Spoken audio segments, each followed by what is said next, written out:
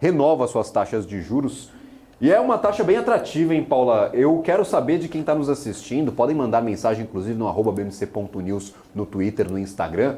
Colocariam dinheiro neste juro lá na Argentina? Vale a pena pegar este 130% de rentabilidade no juro argentino? Aí é um questionamento, é uma pergunta mesmo que eu deixo para quem está nos assistindo, viu, Paula? Eu vou roubar sua pergunta, viu, Gabriel? Eu vou fazer direto para ele que está chegando aqui na nossa programação agora, Vandique Silveira, economista, PhD, nosso comentarista, Vandique Silveira, bom dia para você. E aí, já pega o embalo do Gabriel. Dá para aproveitar essa taxa de juros? Bom dia, Paula, Gabriel, Isa. Quero saudar a todos que nos assistem. Um prazer estar aqui com vocês. Quero dar um especial oi para a Laís Weber Ribeiro, que é uma atendente da Vivo, fantástica. De vez em quando a gente reclama ao vivo, mas quando a coisa é boa, a gente tem que falar, e fizeram um trabalho excepcional de atendimento ao cliente. Vou dizer o seguinte, para mim a Argentina tem uma moeda que se trata de banco imobiliário. Mesmo tipo de moeda que a gente usa para jogar banco imobiliário é o peso argentino. A Argentina perdeu toda e qualquer credibilidade com relação à sua política monetária e ela já está muito dentro do mapa da dominância fiscal. A única coisa que a Argentina pode fazer atualmente é adotar um projeto muito similar ao que aconteceu com o Plano Real. A gente precisa criar uma âncora inflacionária e a gente vai ter que passar por esse processo de estabilização monetária da mesma maneira que o Brasil passou em 94.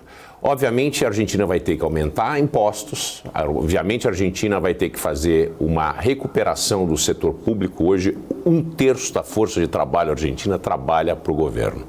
Quer dizer, todo mundo mamando no governo, todo mundo com privilégios. E isso tem que acabar. A Argentina, há quase 50 anos, aliás, há mais de 50 anos, vive dessa maneira. E já é o 8º e caminhando para o 9º default da Argentina. É o país que mais fez defaults na história do FMI. E isso é muito precário para uma economia do tamanho da Argentina. A Argentina precisa botar a casa em ordem, âncora, monetária fundamental, com um processo de austeridade fiscal jamais vivido por esse país. Sem essas condições, a Argentina vai continuar tendo uma moeda de banco imobiliário e vai condenar a sua população à pobreza extrema, cada vez mais. Vandique, já que a gente está falando aí de Argentina, quero repercutir com você um relatório que eu li, até trouxe a nota, o relatório do Bank of America, que ele aponta não só o Brasil, mas a América Latina como um todo ali, os países da América Latina, que ele enxerga que apresentam oportunidades de ganho nos mercados de juros. Os analistas, apesar ali do aumento dos rendimentos dos títulos do Tesouro Americano, que acabou levando, vamos dizer assim, a um desmonte das operações de carry trade, o Bank of America ele vê distorções nas curvas de juros na América Latina e os analistas apontam ali essas distorções nas curvas em relação à expectativa para a taxa de referência dos bancos centrais. E segundo o relatório, a mais evidente é o Brasil. Eu queria entender um pouco da sua visão, se você compartilha dessa leitura do BOFA. Completamente ao contrário, Eu acredito que o Bank of America está bem comprado em Brasil e está fazendo a sua função de vender o peixe caro. Obviamente, a taxa de juros no Brasil não está estressada por uma razão. Existem 2 pontos cruciais: a parte interna e a parte externa. A inflação a gente viu que já acumula mais de 5% em 12 meses e 3,5% no ano. A inflação continua muito resistente, mesmo com a taxa de juros mais elevada do mundo. Isso precisa ser debelado e debelado rápido. Portanto, a expectativa de corte de juros pelo mercado, mas impactado em termos de queda de juro para o juro real brasileiro cair, eu vejo um problema muito sério, porque nós continuamos tendo esse processo de resiliência da inflação. São os famosos stick prices, principalmente atrelados ao petróleo, que nos leva ao segundo item, que é a questão internacional. Existe uma grande oportunidade para que haja um choque de oferta de petróleo. O petróleo hoje, o Brent já chegou a R$89, o preço atual, $89 e uns quebrados. E isso continua pressionando com a expectativa de uma invasão por parte de Israel da faixa de Gaza e um potencial envolvimento de outras nações fronteiriças, como o Líbano, através da milícia armada Hezbollah, a Síria, que já disse que foi bombardeada, não existe indício ainda que isso ocorreu, mas ela mostra interesse em se rebelar contra Israel, e seria o pior dos mundos uma entrada talvez do Irã. Isso tem chance de fazer com que o fluxo através do Estreito de Hormuz e o Canal de Suez seja paralisado, como aconteceu em 73, causando o primeiro choque do petróleo, que foi um descalabro para o mundo. Expectativas negativas estão presentes e isso faz com que o petróleo continue pressionado. Voltando para a parte interna, a Petrobras tem um modelo de precificação que ninguém, nem o presidente, sabe como é. E esse modelo, essa falta de transparência, uma vez que o PPI foi abandonado no começo do ano, fica muito difícil saber quando é que serão feitos esses aumentos e quanto isso vai fazer sangrar o caixa da empresa ou vai impactar na inflação brasileira. Portanto, quando existe esse tipo de dúvida no ar, a taxa de juros é a maneira de prevenir que coisas muito ruins como o aumento da inflação aconteça. E o Brasil ainda não saiu, como eu venho falando, da floresta, a gente ainda não encontrou caminho de volta, são e salvo para casa, correndo da inflação. O outro ponto muito importante, que aí é o segundo item de importância que faz parte do arcabouço internacional que eu me refiro. É a questão de taxas de juros dos Estados Unidos em função da inflação ainda mais resiliente, que continua no patamar de 3,7%, com uma perspectiva quase certeira que na próxima reunião do Fed nós teremos mais um aumento de 0,25%, se não mais um segundo aumento na sequência. Isso levando a taxa de juros nos Estados Unidos a 6% na primeira aumento e talvez a 6,25%. O que faz com o diferencial de taxa de juros que grande parte de investidores que investiriam no Brasil, eles vão tomar a oportunidade de ir atrás da segurança do mercado americano e fazer com que esse dinheiro, esse fluxo saia do Brasil, pressionando o câmbio e a inflação, o que ainda aperta mais a chance de parada nos cortes de taxa de juros. Então, é exatamente o contrário do que o Bank of America pensa. Não acredito que o cenário traçado pelo BOFA seja o mais provável. Você deixou alguns ganchos importantes que eu vou falar daqui a pouco ainda mais sobre a economia nos Estados Unidos. Quero ir com o Gabriel agora, porque as bolsas por lá já abriram. Deixa a gente atualizar como que está a movimentação, então, nestes primeiros minutos das bolsas americanas. Fala, Gabriel. Estados Unidos funcionando, já negociando agora o mercado de papéis especificamente. Dow Jones, S&P 500, Nasdaq, surpreendentemente, em campo positivo, se recuperando das quedas do dia de ontem, viu, Paula? Nós temos agora quem ganha mais valor, Dow Jones, 0,65%, provavelmente puxado aí pela cotação das ações do setor bancário. 0,65% de alta para Dow Jones, S&P 500, 0,43%, e índice Nasdaq, mas impactado ali pela negociação de alguns ativos voltados a crescimento e tecnologia, 0,15% é quem ganha menos valor. Agora, Dow Jones, 0,65% de alta, realmente bastante impressionante. E, claro, todas as instituições bancárias que eu passei por aqui o olho estão no positivo, viu? Nós temos ganhos bem interessantes para esses bancões. Wells Fargo trouxe os resultados anteriormente aí num giro aqui no News mesmo. Nós tivemos resultados acima das expectativas para Wells Fargo, para Citi e também para JP Morgan. 13,52% de alta para Wells Fargo. Para JP Morgan, 2,51% de alta neste momento, e para a Citigroup, 2,66%. Outros bancos que ainda não divulgaram os resultados também estão no positivo. Bank of America, 1,91%. Nós temos também aqui o Goldman Sachs, 1,33%. Paula, este é um apanhado geral aqui de tudo que está acontecendo no mercado norte-americano. Os bancos se destacando e se destacando bastante neste comecinho de negociações. Deram largada na temporada de resultados, como já é natural do mercado norte-americano. Os bancos divulgam os seus resultados primeiro e todos estão no verdinho e bem verdinhos aqui, ó, bastante alta para essas instituições. Tá certo, Gabriel. Vamos lá. Daqui a pouquinho a gente traz mais giros dos mercados. Vou para um rápido intervalo comercial. Agradeço a sua audiência, você que está aqui acompanhando a nossa programação, continue com a gente. Voltamos já já com mais informações, notícias e também visões dos nossos especialistas. Voltamos em instantes com muito mais. BMC News. Informação que gera valor. Olá pessoal, eu sou Felipe Ferreira da Com Dinheiro e eu tô vindo aqui convidar vocês para assistir o nosso Você com Dinheiro, o programa que traz aí as maiores mentes do mercado financeiro brasileiro para um bate-papo de almoço com vocês. Aquele bate-papo com gestores, multifamily offices, assets, administradores e as principais empresas de capital aberto para aquele bate-papo que faz o mercado financeiro brasileiro acontecer. Todos os dias ao 12:30 aqui na BMC News. Aguardo você. BMC News. Informação que gera valor. Conheça a Brasil Paralelo, o único streaming que oferece uma experiência completa, que começa antes de cada filme com a sinopse em vídeo e continua depois que os filmes acabam com as análises e podcasts sobre o que acabou de assistir. Somos o grupo de comunicação que produziu Brasil, a Última Cruzada, a série de história que mudou a forma do brasileiro olhar para o seu passado. Junte-se às mais de 600 mil famílias que assinam a BP. Entre no site brasilparalelo.com e faça sua assinatura.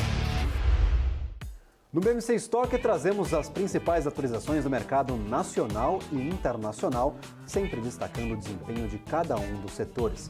Eu sou Gabriel Monteiro e junto dos nossos convidados vamos trazer informação em primeira mão, com gráficos, estudos e tudo o que você precisa para começar a sua tarde bem informado. Te espero de segunda a sexta, à 1:30 da tarde. BMC News. Informação que gera valor.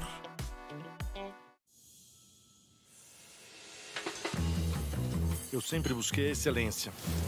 Para mim, dar o máximo é o mínimo. Poder contar com quem me entende. Tá aí uma coisa essencial para o meu sucesso. Aqui a gente encara seus desafios como se fossem nossos. A excelência do BTG está em cada detalhe que faz sentido para você. Sua trajetória merece essa experiência. BTG Pactual. Dê um BTG na sua vida. BMC News. Informação que gera valor.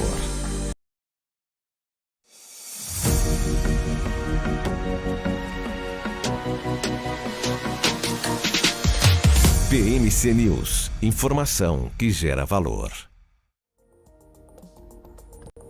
De volta aqui na nossa programação da BMC News, nesta sexta-feira, 13 hoje, 10 horas e 38 minutos. A gente segue aqui de olho nas movimentações, trazendo sempre as notícias em tempo real para você que está sempre ligadinho na nossa programação aqui da BMC News. Isabela Takaki está me chamando aqui com falas, inclusive, do ministro da Fazenda, Fernando Haddad. Fala, Isa. Exatamente, Fernando Haddad, que está lá na Índia, na reunião junto com o G20 e com o Fundo Monetário Internacional, falou então agora há pouco, a gente tem algumas das aspas aqui, algumas das falas do ministro da Economia, do ministro da Fazenda aqui do Brasil, falando então sobre perspectivas que continuam ameaçadas por riscos geopolíticos. Medidas unilaterais também pesam, segundo Fernando Haddad. Crises locais agudas exigem respostas urgentes. Crise após crise torna distante o desenvolvimento sustentável. O mundo enfrenta uma policrise. O mundo precisa de uma nova e coordenada estratégia econômica global. Precisamos do que poderíamos chamar de multilateralismo do século XXI. E, segundo ele, para superar esse desafio, o G20 tem que reformar a governança econômica global. Instituições financeiras globais precisam ser mais ambiciosas, representativas da realidade mundial. E, segundo ele, o Brasil vai trabalhar pela inclusão social, defendendo foco na transição energética e no desenvolvimento sustentável. Ainda na trilha financeira, ele disse que precisa traduzir a usada visão política em iniciativas e o Brasil vai aproveitar o legado da Índia com foco renovado em 5 áreas críticas: prevenir riscos com políticas econômicas e financeiras globais, aprofundar reforma das instituições, bancos multilaterais mais eficazes, desenvolver abordagem para a tributação internacional justa, promover recursos. Esses são alguns requisitos que Fernando Haddad está trazendo neste momento lá nessa reunião do G20 que acontece na Índia. A gente vai seguir aqui de olho, acompanhando as notícias, sempre trazendo notícias, as reações e também opiniões de grandes profissionais que passam sempre, diariamente aqui na nossa programação. Chegou a hora da gente receber ele, Roberto Dumas, economista Roberto Dumas, que está sempre aqui com a gente também, nos ajudando a entender vários assuntos. Muito bom dia para você, Dumas, bem-vindo.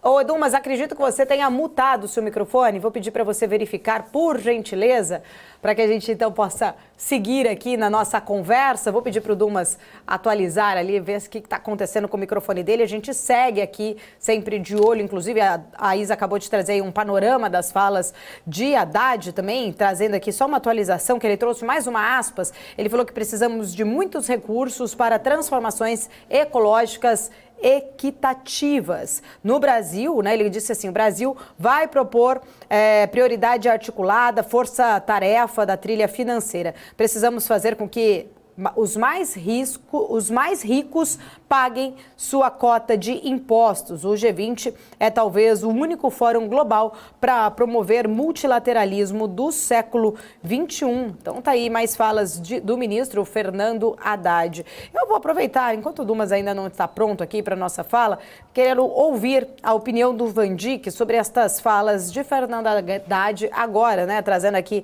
essas falas que está participando deste encontro do G20.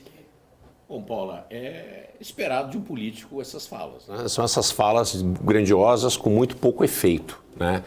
O Fernando Haddad falando em transição energética e a Petrobras abrindo o caminho para perfurar a parte da bacia equatorial do Rio Amazonas para prospectar petróleo. Quer dizer, são coisas paradoxais, né? Você falar a respeito de transição energética e tem um foco muito grande na produção. O Brasil é um dos 10 maiores produtores de petróleo do mundo. Quer dizer, falar em revolução das instituições globais, financeiras. Como é que você vai fazer isso, né? Uma vez que os Estados Unidos, o dólar, contabiliza 95% de todas as transações econômicas do mundo. Quer dizer, a gente precisa lidar com a realidade, não com a aspiração. Mas a função do ministro, como um político e aspirante à presidência da República Brasileira, fez o que ele deveria fazer, que é falar exatamente isso e promover, vender seu peixe. Bom, a gente segue aqui trazendo, né, essas falas a qualquer momento, qualquer atualização, inclusive aqui de Fernando Haddad neste evento, a gente segue acompanhando. Ô, Van Dijk, mudando, né, agora de assunto, um pouquinho antes da gente ir para o intervalo, você deixou uma deixa, que eu queria voltar nesse tema, falando ali que você acredita ainda em pelo menos 2 altas de juros pelo Federal Reserve ainda este ano. Ainda o mercado não está colocando preço nessa possibilidade de 2, né? Pelo que eu tenho visto, pelo menos acho que é uma ali que o mercado está apostando, né?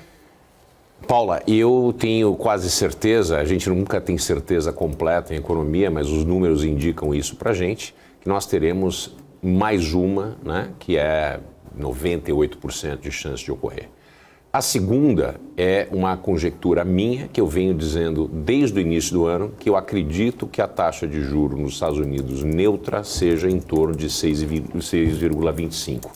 E não tenho absoluta convicção disso, mas eu acredito, dado o número e a trajetória da inflação, né, que nós temos essa indicação de mais 2, porque não foi feito um processo de reancoragem, né, com uma posição do Fed muito mais hawkish, mais agressiva no começo. Então, o mercado, como eu disse semana passada, vem chamando o blefe do Fed, né, querendo que o Fed coloque as cartas na mesa para ver. E com isso ele vai empurrar taxas de juros por mais longo tempo, né, taxas de juros altos por mais longo tempo, e talvez essa segunda, né, batida na taxa de juros americana, chegando ao 0,25 a mais, contabilizando 6,25 como uma taxa de juro que talvez quebre as costas da inflação. Vamos lá, Gabriel, vou voltar com o Gabriel aqui para a gente atualizar um pouco mais da movimentação do mercado, 10 horas e 45 minutos. Fala, Gabriel. Nós temos neste momento, basicamente, o Ibovespa, aprofundando um pouco a suas quedas, 0,57%, 0,5% de queda para o nosso principal índice acionário, aos 116 mil. Opa, vamos ao índice Bovespa agora, perdão, estava com o índice futuro na minha tela, 0,53% para índice futuro aqui no Brasil. O Ibov, 0,41% de queda, 116.568 pontos. 2 bilhões e 400 milhões de reais ainda negociados. Claro, para este horário é comum, vamos ver como é que o volume se desempenha ao longo deste dia. Lembrando, emenda de feriado, mas é uma emenda de feriado meio estranha, porque ontem tivemos CPI e hoje temos todos estes desdobramentos envolvendo o conflito no Oriente Médio. Então temos neste momento 116.675 pontos. Dólar futuro, 0,12% de alta, R$ 5,06. Pouca movimentação para o dólar, para a moeda norte-americana, neste comecinho de manhã. Agora, para a Petrobras, nós temos um patamar recorde, R$ 36,10. Bastante apreciada a ação de Petri 4 no dia de hoje. É o ativo mais negociado do dia, 2,79% de alta. Outros ativos também do setor de petróleo estão no campo positivo. PetroRio com 4,22, ganhava bastante valor no início das negociações e só melhorou este desempenho, 4,22%, e agora Suzano também 2,88%. Então o setor de papel e celulose aqui também em campo positivo, Klabin e Suzano ganhando bastante valor, 2,86% para a Suzano e a Klabin 1,25%. Inclusive eu estava escutando ali o nosso pré-mercado, o pre-market aqui na programação da BMC News, o André Moraes ele deu uma olhada aqui nestes papéis de papel e celulose. E são aí alguns ativos que vêm atraindo bastante o olhar do investidor por conta da dolarização de parte da receita dessas companhias e o bom momento talvez vivido pela commodity, ou seja, a celulose, segundo as próprias companhias, já passou pelo seu pior momento e agora tende a melhorar até o final do ano. Temos também algumas grandes plantas de expansão de produção dessas companhias sendo desenvolvidas. Então, Suzano e Klabin em patamar positivo. Em outubro, a Suzano já ganha aqui, ó, 7,35%. Então, em uma semana, praticamente 2 semanas de mercado, nós temos 7,35% de alta para a Suzano, que no mês passado já tinha fechado, talvez ali com alguns ganhos interessantes. Então, temos Suzano e Klabin aí entre os destaques. E agora, Banco do Brasil vira para o positivo, 0,20% de alta para Banco do Brasil.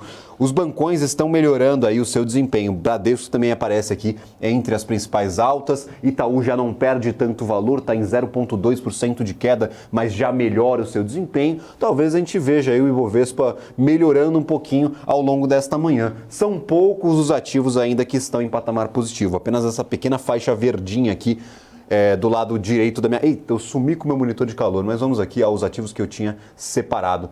Nós temos a PetroRio neste momento, que é só para trazer este movimento gráfico do ativo. O ativo ele já vem se desvalorizando há bastante tempo, desde o começo de 2023, mas especialmente neste mês nós tivemos um salto desde o início deste conflito. Então temos aí o ativo ganhando bastante valor desde o começo desta semana.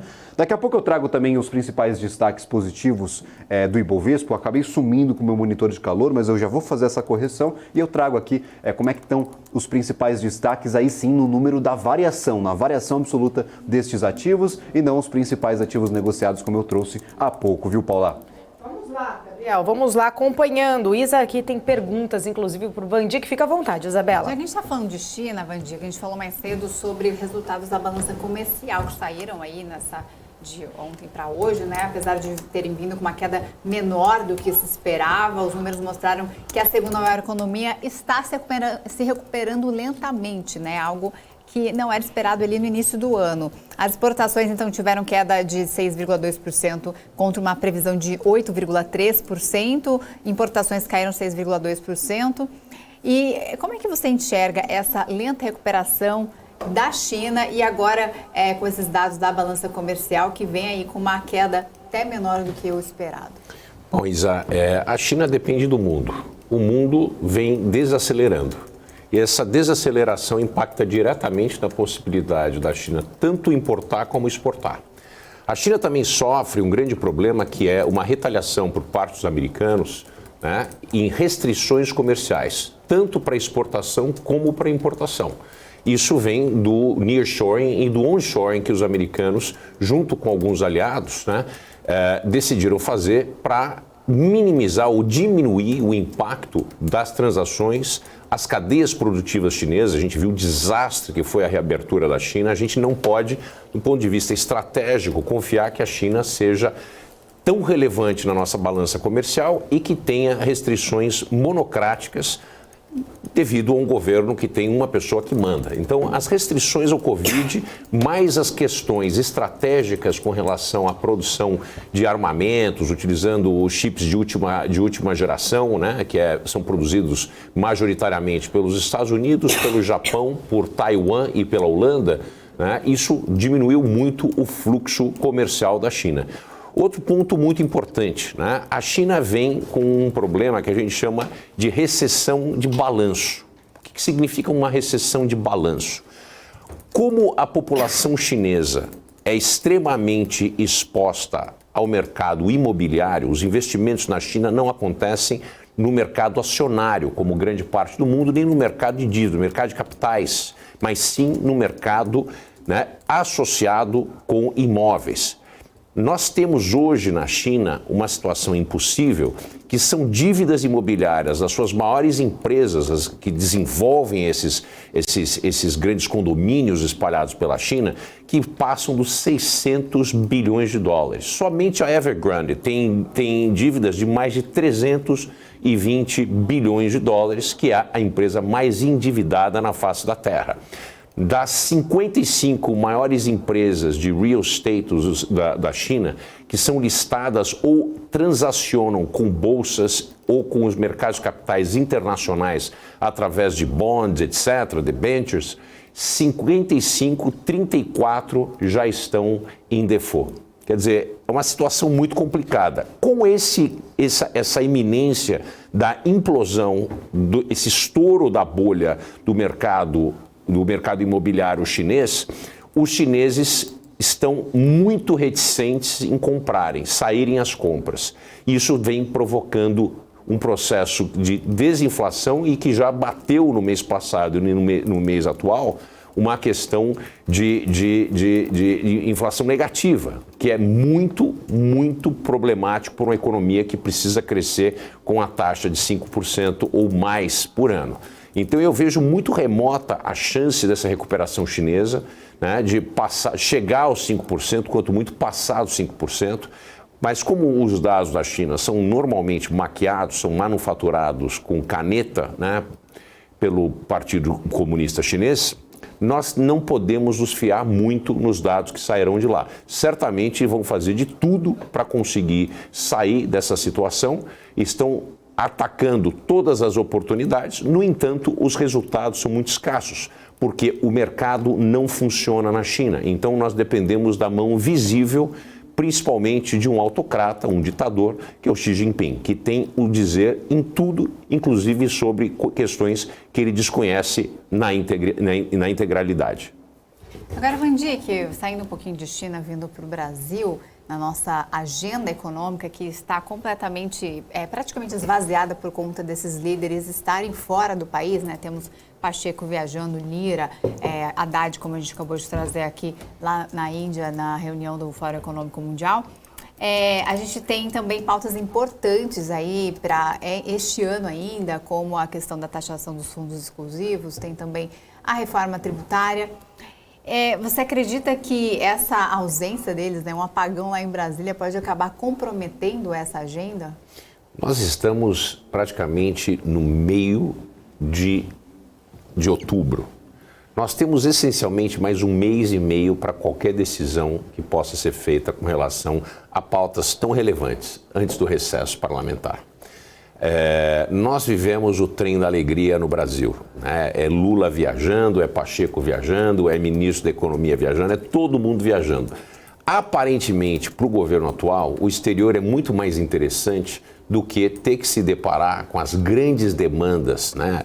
As demandas que exigem ação imediata, né, que acontecem no fronte doméstico. No fronte internacional, muita promessa, muita politicagem, muita boa comida e bebida, né, confraternizações, promessas grandes e atuações pequenas. Isso é aceitável no âmbito internacional. No entanto, No âmbito nacional doméstico, nós requeremos ação. E muito pouca gente quer colocar a mão numa batata tão quente como taxação de fundos, como aumento de carga tributária e até mesmo a própria reforma tributária, que tem uma coisa que é um consenso. Ninguém tem consenso a respeito dessa reforma que está sendo proposta. Exato. O único consenso é que ninguém tem consenso. É isso aí. Boa. É o único consenso mesmo. É o único consenso que ninguém tem consenso. O que se acontece aqui, né? É Brasil, né? Brasil é Brasil, né? Como diz, né, aquele ditado, nem o passado é certo no Brasil, até o passado é incerto no Brasil. Pedro Malan. A minha grande preocupação, Paula e Isa, com essa situação é que pautas importantes vão sendo varridas para debaixo do tapete na expectativa que o país cresça de uma maneira totalmente exógena, né? Eu sempre falo que o Papa é argentino, mas eu tenho certeza hoje que Deus é brasileiro por uma razão. E ele não tem bandeira, nem de esquerda nem de direita. Ele ajudou o Lula quando o Lula mais precisou e ajudou o Bolsonaro quando ele mais precisou. Então, essa falta de intencionalidade do governo brasileiro de criar políticas econômicas que independam dos ventos externos, né? A gente sempre fica rezando para ter um boom de commodity no meio do caminho. E esse é um problema muito sério. Agora, o Brasil, né, a gente não pode esquecer que está sendo beneficiado com a alta do petróleo, uma vez que o Brasil é um dos 10 maiores produtores de petróleo. Então, a alta do petróleo impacta negativamente a gente em termos de inflação, mas também ajuda, né, nas exportações, especialmente se essa guerra se alastrar e a alternativa do Canal de Suez e a alternativa ao Oriente Médio esteja mais complicada, o Brasil entra em cena. Quer dizer, existe uma ponderação na situação atual, que o Brasil, mais uma vez, sendo ajudado por ventos externos. Olha só, tem uma notícia agora que acaba de ser divulgada. O presidente do PSD, Gilberto Kassab, disse que a legenda, que no caso comanda até 3 ministérios no governo Lula, dificilmente seguirá com o PT. Falas, então, agora aqui de Gilberto Kassab, presidente do PSD, diz que há uma grande insatisfação e essa insatisfação seria motivada por não conseguir emplacar apadrinhados em cargos da máquina federal. Tá aí, então.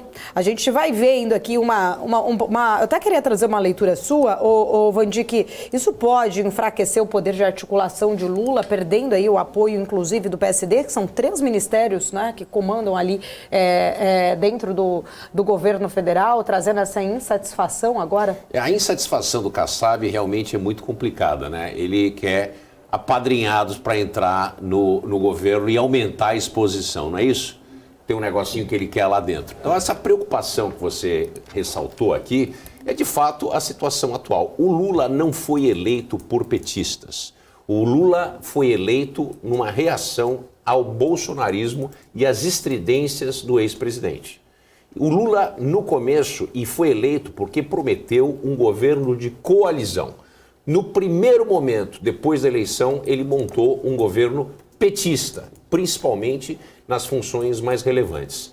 Nesse ponto, ele perdeu o jogo, porque ele depende do parlamento, é um parlamento totalmente voltado para a direita, mais conservador, e ele faz com que o governo tenha que depender da oferta, dessa troca, né, de apoio por poder colocar pessoas relacionadas a esse número extremo de partidos políticos e interesses nas atividades do governo brasileiro. Quer dizer, é muito difícil um país do tamanho do nosso ser governado por uma quantidade, nós temos hoje mais de 30 partidos políticos, né? E todo mundo quer ter um pedaço desse enorme filão, né, que é a economia brasileira. Então fica nessa situação.